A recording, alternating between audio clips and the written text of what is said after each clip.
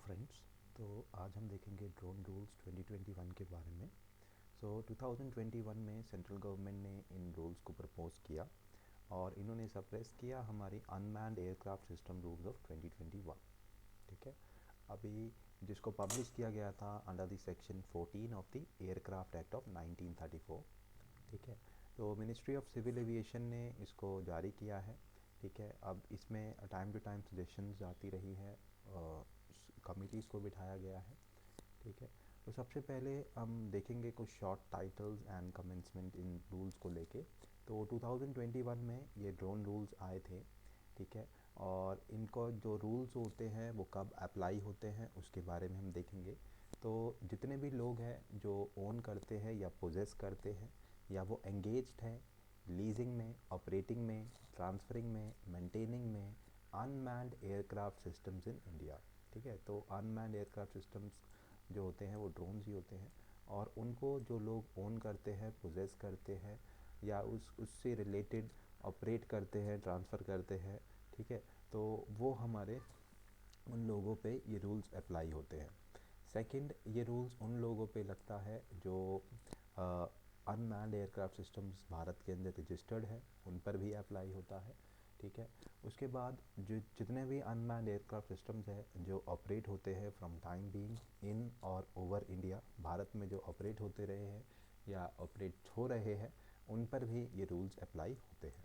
ठीक है, तो ये ड्रोन रूल्स थे 2021 के।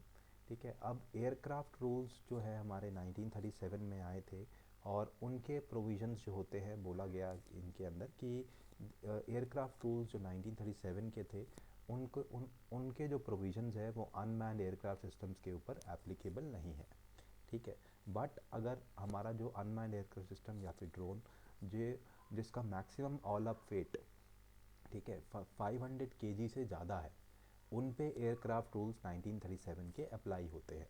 ठीक है, तो जनरली जो पैसेंजर एयरक्राफ्ट जो हवा में जहाज़ होते हैं वो उड़ते हैं, उनका जनरली जो वेट होता है 500 केजी के अबव होता है, तो ही उनके ऊपर हमारा एयरक्राफ्ट रूल्स ऑफ 1937 अप्लाई होता है।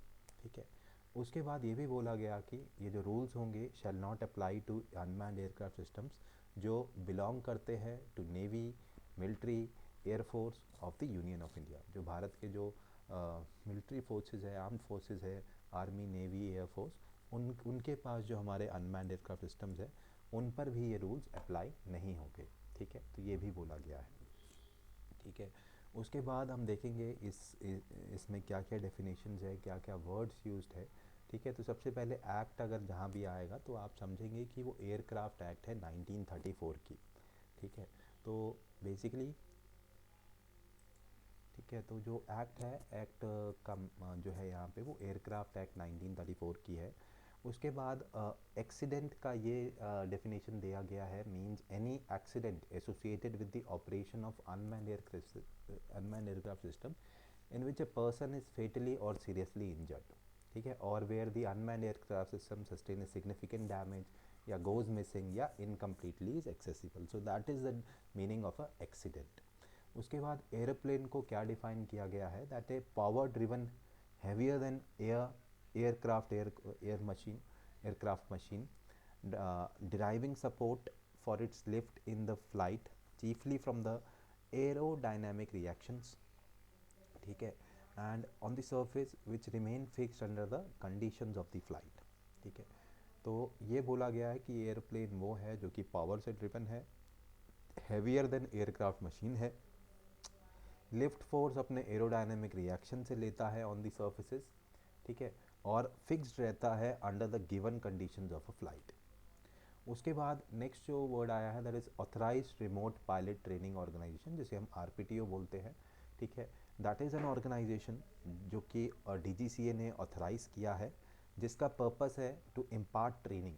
ठीक है, अंडर द रूल 39। तो रूल 39 के अंदर जो ट्रेनिंग के जो इंस्टीट्यूशंस है वो आरपीटीओ के नाम से जाने जाते हैं। ठीक है, फिर आता है authorise testing entity ATE.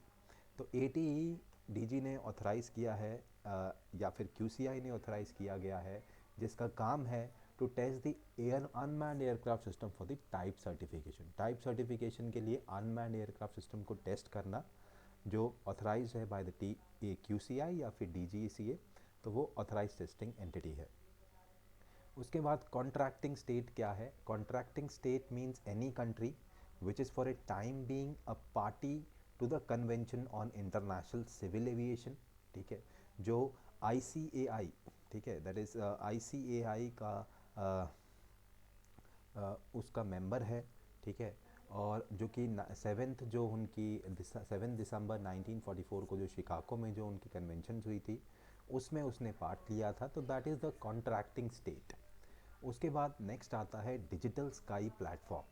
So digital sky platform is generally an online platform जो कि DGCA ने होस्ट किया है, जो कि अनमैन्ड एयरक्राफ्ट सिस्टम्स की एक्टिविटीज़ को भारत के अंदर मैनेज करेगा। सो that is the platform, that is the website, that is a digital sky platform. Next we have the DG. So DG means Director General. So DG means DGCA, that is the Director General of Civil Aviation, appointed under the section 4A of the Act. ठीक है, तो section 4A of the Act के अंदर DGCA को define किया गया है, ठीक है। Next, a drone means an unmanned aircraft system, that is already cleared. Next we have the drone acknowledgement number. So that is a unique number that is issued by the digital sky platform under the voluntary disclosure scheme for the unmanned aircraft systems in India, ठीक है। तो जब भारत में drones का प्रचलन हुआ तब एक वॉलेंट्री डिस्क्लोजर स्कीम लाई गई थी, जिसके अंदर एक ड्रोन्स को एक एक्नॉलेजमेंट नंबर दिया जाता था, जो कि एक यूनिक उनको एक नंबर होता था, जो कि डिजिटल स्काई प्लेटफॉर्म के थ्रू दिया जाता था। उसके बाद नेक्स्ट आता है जियो फेंसिंग।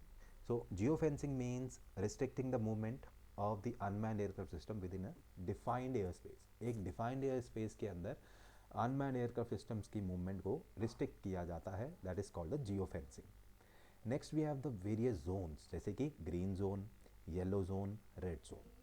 तो ग्रीन जोन क्या है? So that is defined dimension above the land area या फिर territorial waters of India. Vertical distance up to 400 feet तक है और 120 metre, which has not been designated as a red zone या फिर येलो जोन। तो वो एरिया जहाँ पे रेड जोन या येलो जोन नहीं है और जहाँ की जो हाइट लिमिटेशन है वो अप टू 400 फीट तक है या 120 मीटर तक है, वो हमारा टेरिटोरियल वाटर हो सकता है या लैंड हो सकता है। So that is the green zone.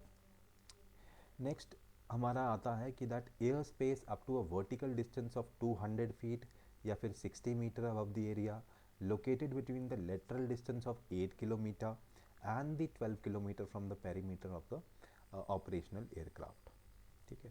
तो जो हमारे जो ऑपरेशनल एयरपोर्ट्स होते हैं उनसे जो हमारा 8 और 12 किलोमीटर की दूरी पे है up to the height of 200 metre या फिर 60 मीटर, वो भी हमारे ग्रीन जोन के अंदर आते हैं।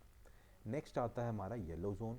So yellow zone is the हमारा लैंड एरिया के हो सकता है, टेरिटोरियल वाटर के ऊपर हो सकता है, जहाँ पे अनमैन्ड एयरक्राफ्ट सिस्टम की एक्टिविटीज़ रिस्ट्रिक्टेड होती है, ठीक है। और एक यहाँ पे परमिशन लेनी होती है हमारे कंसर्न्ड ATC से, that is air traffic control authority से, यहाँ पे आपको परमिशन लेनी पड़ती है, ठीक है। सो एयर स्पेस अबव 400 फीट या फिर 120 metre in the designated green zone and the airspace above 200 meter and 60 meter in the area lateral parameter of 8 kilometer and 12 kilometer from the parameter of the operational airport has been designated as a yellow zone.